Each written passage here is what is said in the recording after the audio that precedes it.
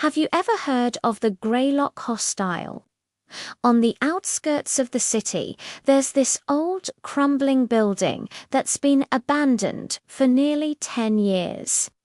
Locals whisper stories about it, tales of shadows that move on their own and doors that lock themselves.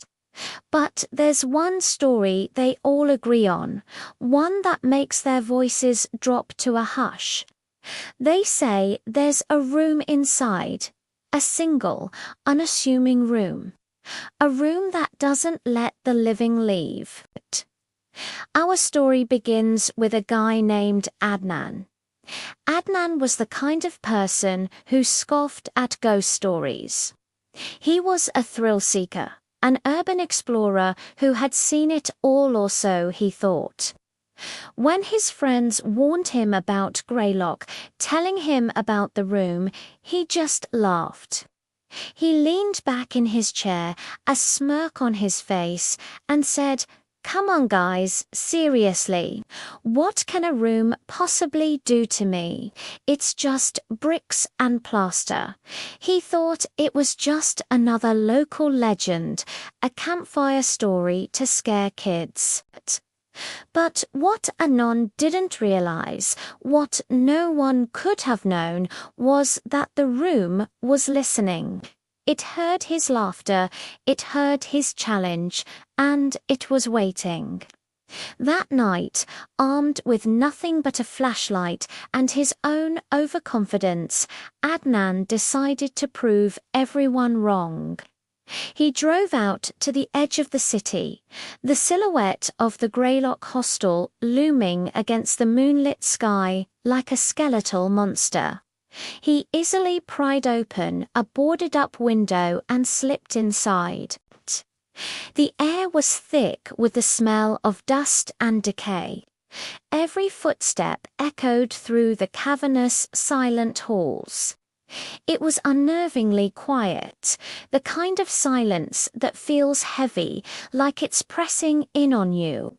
He explored floor by floor, his flashlight beam cutting through the oppressive darkness. He passed empty dormitories, a ruined kitchen, a common area with overturned furniture. It was all just standard urban decay, nothing he hadn't seen 100 times before. He was starting to get bored, thinking his friends were just being dramatic. And then he found it. At the end of a long, narrow hallway, there was a single door, slightly different from the rest. It was made of dark, heavy wood, and it seemed to absorb the light from his flashlight. As he got closer, a cold draft snaked around his ankles, even though all the windows were sealed.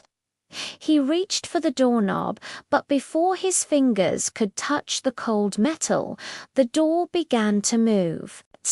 It didn't creak open loudly like in the movies. No, it was worse. It opened slowly, silently, swinging inward as if inviting him in. Beyond the doorway was a darkness so complete, so absolute, it felt tangible. It wasn't just the absence of light, it felt like a living, breathing entity. Adnan hesitated for a moment, the first flicker of doubt entering his mind. But his pride won out. He gripped his flashlight tighter and stepped over the threshold. He swept the beam of light across the room. It was small, barren. Just 4 walls, a floor, and a ceiling. There was no furniture, no windows. Nothing. It was just an empty box. But as the light hit the far wall, his blood ran cold.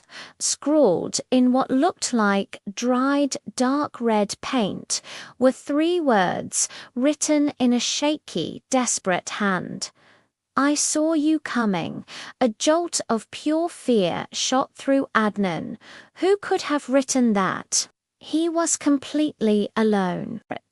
He spun around, shining his light back down the hallway, expecting to see someone standing there playing a sick joke. But there was nothing. The hallway was as empty and silent as before. He was alone. Or was he? He took a deep breath, trying to calm his racing heart. "It's just graffiti," he muttered to himself, his voice sounding small and weak in the suffocating silence of the room. He turned back to face the wall, his hand trembling slightly. As his flashlight beam shook, it cast his own shadow onto the wall in front of him. But something was horribly wrong. The shadow wasn't behind him, where it should have been. It was projected onto the wall he was facing. It was standing there, a perfect dark silhouette of him right in front of his eyes. He froze, his mind struggling to comprehend what he was seeing. This was impossible. It defied all logic, all laws of physics. He tried to move, to take a step back, but his feet felt like they were glued to the floor. As he watched in paralyzed horror, the shadow moved. It wasn't mirroring him anymore. It tilted its head, a slow, unnatural gesture, as if studying him. And then the most terrifying thing happened. From the featureless black face of the shadow, 2 points of light began to glow. They weren't reflections, they were eyes. The shadow slowly opened its own eyes, and they burned with a cold, ancient intelligence. Yes, his own shadow was looking back at him. A voice raspy and dry like scraping stones echoed not from the shadow, but inside Adnan's head. It was a voice that was both his and not his. It said, "This room won't let you go." That was it. The spell was broken. Pure primal terror took over. Adnan turned and sprinted for the door, not daring to look back. He slammed into it, expecting to burst back into the hallway, but it wouldn't budge. It was locked solid. He rattled the knob through his shoulder against the wood, but it was like trying to move a mountain. Panic set in. He ran to the walls, desperately searching for a window, but they were smooth and unbroken. There were no windows. He remembered passing them in the hall, but inside this room, they were gone. He screamed, his voice raw with fear, and ran back to the door, pounding on it until his fists were bruised and bloody. He kept running, stumbling through the darkness, searching for any other way out. He'd run down what felt like a long corridor, find another door, and tear it open, only to find himself standing in the exact same empty room, the same four walls, the same suffocating darkness. Every time he re-entered, there was a new message scrawled on the wall next to the first one. "I've been waiting. You shouldn't have come." And finally, the one that shattered his last sliver of hope. "You can't leave anymore."